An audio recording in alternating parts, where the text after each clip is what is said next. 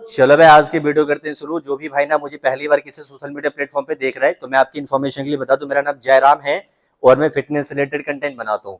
और आज का कंटेंट है यार, मैं बड़ा स्पेशल बना रहा हूँ क्योंकि मैंने पहली बार तो अच्छे का वर्कआउट किया है। सेकेंडली, जब मैं बिगनिंग था ना, तो मैं ये सब चीज ना यूट्यूब पे देख करके करता था, जो सरासर गलत है और इसका कोई भी रिजल्ट नहीं आता है। मैं बात कर रहा हूँ इंक्लाइंड बेंच पे ना हम डंबल फ्लाई लगाते हैं चेस्ट वाले दिन। वो अगर आप भी किसी की वीडियोस को देख करके ना, या जिम में आपको बताया जाता है आप डंबल इंक्लाइंड बेंच के ऊपर चेस्ट वाले दिन अगर आप डंबल फ्लाई लगाते हो ना, तो ये एक अच्छा वर्कआउट है जो आपके चेस्ट के डेप्थ में काम करता है। लेकिन अगर आप बिगिनर है, या अगर आपके पास उतना मसल माइंड कॉन्ट्रेक्शन नहीं है, या आपके पास भारी भर का मसल नहीं है ना, तो आप इसको इग्नोर करो। इस एक्सरसाइज को नहीं लगाओ, आप बिल्कुल मत लगाओ। आज अगर आप लगा रहे हो तो आज से इसको लगाना बंद करो। ऐसा मैं क्यों बोल रहा हूँ, वीडियोस आप मेरे पूरा देखो, आगे हम इस टॉपिक पे बात करेंगे। तो आज की वीडियो हम करते हैं शुरू भाई। पहले बात आप ये देखो कि जो भी हम फ्लाई मूवमेंट लगाते हैं ना, चाहे किसी भी बॉडी पार्ट का जो आप फ्लाई मूवमेंट लगाते हो, लाइक शोल्डर में हम बहुत सारे फ्लाई मूवमेंट लगाते हैं, फ्रंट डेल्ट के लिए, रियर डेल्ट के लिए। जितने भी फ्लाई मूवमेंट हम अपने बॉडी पार्ट को एक्सरसाइज के दरमियान लगाते हैं ना, हर एक फ्लाई मूवमेंट का एक रूल है। रूल ये है कि जब भी हम फ्लाई मूवमेंट परफॉर्म करते हैं तो हम उसको आइसोलेशन मूवमेंट के अंदर करते हैं। आइसोलेशन मूवमेंट बोला है किसको जाता है, जब भी हम कोई वर्कआउट परफॉर्म करेंगे जिसके अंदर मेरा सिर्फ एक ज्वाइंट ऐड होगा ना, इट्स कॉल्ड आइसोलेशन मूवमेंट। अगर मेरे उस वर्कआउट के अंदर एक से ज्यादा ज्वाइंट मेरा ऐड हो गया तो वो कंपाउंड मूवमेंट होता है। अब मैं इस बेंच पे आपको डंबल फ्लाई नहीं लगाने का रीजन ये है कि इसका ना सही फॉर्मेट क्या है लगाने का। पहला पेपर वो देखो जिस फॉर्मेट के अंदर ना कोई भी नहीं लगाता है। आप बाहर के किसी बॉडी बिल्डर को देखोगे ना, तो अगर वो डंबल फ्लाई अगर इंक्लाइंड बेंच को परफॉर्म करता है तो वो लाइट वेट से करता होगा। आप उनके हाथ में डंबल देखना, 15 एलबीएस 20 एलबीएस का डंबल होता है, मतलब लाइक दैट 50 आधा कर दो आप, अगर 20 एलबीएस है तो 10 किलो के आसपास का डंबल होता है। बड़े बड़े बॉडी बिल्डर को आप ये चीज देखना कि अगर वो इंक्लाइंड बेंच के ऊपर डंबल फ्लाई लगाते हैं तो बहुत लाइट वेट के साथ करते हैं। इसका रीजन क्या मैं आपको डिफाइन करता हूँ। मैंने पहले आपको बोला है कि अगर आप इसके ऊपर डंबल फ्लाई लगाते हो ना, तो ये एक आइसोलेशन मूवमेंट है जिसको हमें आइसोलेशन मूवमेंट के अंदर परफॉर्म करना है। लोग डंबल फ्लाई का मतलब क्या समझते हैं, ऐसे करते हैं स्ट्रेच और ऐसे पुश करता है। इसके अंदर मेरा दो ज्वाइंट ऐड होगा, एक तो शोल्डर का ज्वाइंट मेरा ऐड हो रहा है, एक मेरा एल्बो का ज्वाइंट ऐड हो रहा है। ये देख रहे हो, ज्वाइंट शोल्डर भी मूव हो रहा है, एल्बो भी मूव हो रहा है। तो ये ना प्रॉपर हमारा आइसोलेशन मूवमेंट है ही नहीं, ये प्रॉपर हमारा फ्लाई मूवमेंट नहीं है। अगर आप डंबल इंक्लाइंड बेंच पर हम परफॉर्म करेंगे तो इसका मूवमेंट क्या होना चाहिए, आपका जो हाथ है ना, आपका जो पूरा आर्म्स है उसना एक ही पोजीशन के अंदर रहेगा। स्ट्रेच करोगे फिर आप पुश करोगे, स्ट्रेच करोगे फिर आप पुश करोगे। ये इसका ना एग्जैक्टली पोजीशन है डंबल फ्लाई लगाने का, चाहे आप इंक्लाइंड बेंच पे लगाओ चाहे आप फ्लैट बेंच के ऊपर लगाओ। आपका सिर्फ ना एक जॉइंट ऐड होना चाहिए, जो मेरा आर्म्स का पोजीशन है मैं एक ही बार फिक्स करूंगा अपने आर्म्स का पोजीशन, और सेम ऐसे मैं स्ट्रेच करूंगा। सिर्फ मेरा शोल्डर का जो मसल वो मेरा इन्वॉल्व होगा और मेरा कोई मसल इसके अंदर इन्वॉल्व नहीं होगा। ये इसका एक्चुअल पोजीशन है लगाने का। अब सेकंड रीजन मैंने आपको ये इसलिए बोला नहीं लगाने के लिए, क्योंकि अगर इस वर्कआउट को परफॉर्म करते भी होना डंबल फ्लाई में, तो ये हमारे सिर्फ और सिर्फ अपर चेस्ट के लिए होता है। जो अपर फाइबर्स है ना हमारे चेस्ट का, वो किसको एक्टिवेट करेगा, डंबल फ्लाई के दरमियान। और हर एक जिम के अंदर ना एक मशीन होता है पेक डेड फ्लाई का, मैं आपको दिखाता हूँ, वो सेम वर्क करेगा। जो आप डंबल फ्लाई इंक्लाइंड बेंच के ऊपर लगाते हो ना, तो ये सेम वर्क आपको पेक डेड फ्लाई देगा, जो मशीन होता है वो। और दूसरी बात पता है डंबल फ्लाई नहीं लगाने का दूसरा रीजन क्या है। देखो हर एक वर्कआउट के अंदर ना, जब कभी भी आप पहले रेपिटेशन से एक अच्छा लोड डालोगे ना अपने बॉडी के ऊपर, आपका बॉडी जब ग्रोथ करेगा।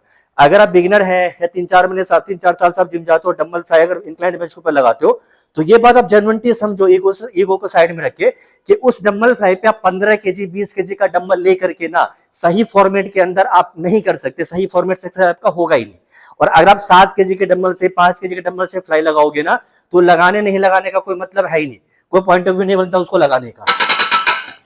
ये पेक डेड फ्लाई का मशीन है और ये हर किसी के जिम के अंदर होता है। नॉर्मल सा जिस जिम के अंदर 500 रुपए का फीस भी पे करते हो ना, उस जिम के अंदर भी ये मशीन होता है। तो आपको लगाना है, जो आप डंबल फ्लाई इंक्लाइंड बेंच के ऊपर ट्राई करो, सेम चीज आप और इसके ऊपर ट्राई करोगे तो दोनों चीज सेम एक्सरसाइजेस, दोनों ही आपके अपर फाइबर को ट्रेन करेगा। चेस्ट का जो अपर फाइबर होता है ना, उसको एक्टिवेट करेगा। अब इसमें भी ना बहुत सारे प्रॉब्लम है। पहली बात तो आप ये अपना माइंडसेट में क्लियर रखो, आजकल बहुत सारे वीडियोस आपने देखा होगा जिसके अंदर ये देखा देते कि आप ऐसे बैठोगे तो आपका अपर चेस्ट स्ट्रेन होगा, ऐसे बैठोगे तो मिड चेस्ट स्ट्रेन होगा, और पूरा ऐसे करके बैठोगे आप तो आपका लोअर चेस्ट स्ट्रेन होगा, लाइक दिस। ये सब जितने वीडियोस आप देखते हो ना, इसका कोई भी लॉजिक, कोई भी हाथ पैर नहीं है। पहली बात, किसी भी वर्कआउट को परफॉर्म करते हो ना, हमेशा बेसिक ट्रेनिंग करो, ओल्ड स्कूल ट्रेनिंग जैसा किया जाता है वो। ये ऐसा एक फ्लाई मूवमेंट है जिसको आप अगर नॉर्मल बेसिक ओल्ड स्कूल के ट्रेनिंग के अकॉर्डिंग परफॉर्म करोगे ना, तो मैच्योरली हर एक मसल को ट्रेन करेगा। सबसे बड़ा लॉजिक आप ये समझो कि हमारे जो चेस्ट का जो ज्वाइंट पार्ट है ना, जो हमारे शोल्डर से अटैच है, ये है ज्वाइंट। यहाँ पे हमारे चेस्ट का लोअर चेस्ट और मिड चेस्ट के आसपास को ज्वाइंट मसल है ही नहीं। तो अगर मैं चेस्ट फ्लाई लगाऊंगा तो यहाँ तो कोई मेरा मसल ही नहीं है, तो चेस्ट मेरा यहाँ से कैसे ग्रोथ करेगा? ये चेस्ट मेरा यहाँ से अप होगा, गेन करेगा। जो मेरा चेस्ट अगर वाइड होगा तो वाइड का एंगल यही होगा ना भाई साहब, यहाँ पे कोई मसल है जो वाइड होगा। तो इंक्लाइंड बेंच सबसे पहले आप वाइड करो, इस बेंच के ऊपर लगाओ। अब मैं इसके ऊपर आपको लगाने का तरीका बताता हूँ क्या है। आप नॉर्मली ना जो हमारा शोल्डर है उसके विड्थ में आप अपने इसको सेट करो। आप बहुत सारे लोग बोलते हैं कि शोल्डर से नीचे करना, जो जैसे आपका शोल्डर है वैसे आप सेट करो। पूरा ही आपको फ्लाई करना है, पूरा ही वाइड आपको वाइड रखना है, और अपने हाथ को ना थोड़ा सा ट्विस्ट करो ताकि शोल्डर आपका ऐसे मूव हो जाए, like this, not like this. एक बार आपको करके दिखाता हूं। मैंने इसको ग्रिप किया, ग्रिप करने के बाद अपने ना आर्म, जो मेरा पाम है, इसको मैं थोड़ा सा मूव करूंगा। पाम को थोड़ा सा मूव करो, ये हो गया एक्चुअल पोजीशन। पूरा मैं स्ट्रेच करेंगे और कॉन्ट्रैक्ट करेंगे, like this, not like this. आप जो ये सब करते हो, बंदों को देखते हो, सेम फॉर्मेट हो गया। अगर मैं ऐसे करके इसको परफॉर्म करूंगा तो फिर से मेरा एल्बो और मेरा शोल्डर दोनों ही ज्वाइंट मेरा इसके अंदर इन्वॉल्व हो जाएगा। तो it's not called isolation movement, फिर ये कंपाउंड मूवमेंट हो जाएगा। और मुझे इसके अंदर फ्लाई करना है तो मुझे आइसोलेशन मूवमेंट के अंदर परफॉर्म करना है। तो मैं इसको पूरा वाइड करूंगा, पूरा स्ट्रेच करूंगा। मैंने आपको पहले बोला था कि पाम को मैं थोड़ा सा मूव करूंगा ताकि जो मेरा जो शोल्डर है ना, उससे जो मेरा जो मसल अटैच है अपर चेस्ट का फाइबर, ये एक्टिवेट हो जाए, इसके ऊपर मेरा पूरा लोड आए, लाइक दिस। और फिर कॉन्ट्रैक्ट करेंगे, लाइक दिस, फिर कॉन्ट्रैक्ट करेंगे। ये इसका एक्चुअल फॉर्मेट है लगाने का। पहली बात तो ये। तो अगर आप फ्लाई मूवमेंट में ना इंक्लाइंड बेंच पे डंबल लगाते हो ना, तो उसको लगाना से अवॉइड करो आप। और अपर चेस्ट का इससे अच्छा थेरेपीज, इससे अच्छा वर्कआउट आपको दूसरा नहीं मिलेगा। अपर चेस्ट रेगुलर आप इसके ऊपर परफॉर्म करो। अपर चेस्ट का फाइबर है ना, वो ऐसा आपका एक्टिवेट होकर के आएगा ना, आप खुद देख करके शॉक रहोगे। और दूसरी बात, फ्लाई मूवमेंट में जब कभी भी आप कोई वर्कआउट करते हो ना, तो अपने आप को मेक श्योर करो कि अगर आपके जिम के अंदर कोई भी मशीन अवेलेबल है जो फ्लाई मूवमेंट के अंदर वर्किंग है, फ्लाई मूवमेंट के लिए हमारे जिम के अंदर जो भी मशीन अवेलेबल होंगे ना, सबसे पहले आप उसके ऊपर अपने आप को ट्रेन करो। कभी भी फ्लाई मूवमेंट आप रॉ मूवमेंट के अंदर मत किया करो। रॉ मूवमेंट का मींस को डंबल लेकर उल्टा पुल्टा एक्सरसाइज परफॉर्म करते हो ना, आपका कॉन्ट्रैक्शन तो भले नहीं आएगा, नहीं आएगा तो बात की बात है, लेकिन इंजर्ड आप 100% होंगे, ये श्योरिटी है। ठीक है भाई, तो आज के वीडियो में बस इतना ही था। कुछ भी क्वेरीज हो आप मुझे कमेंट करके बताना। मिलते हैं भाई किसी अदर वीडियो में। आपका वीडियो देखने के लिए thank you so much. Okay जी, बाय बाय।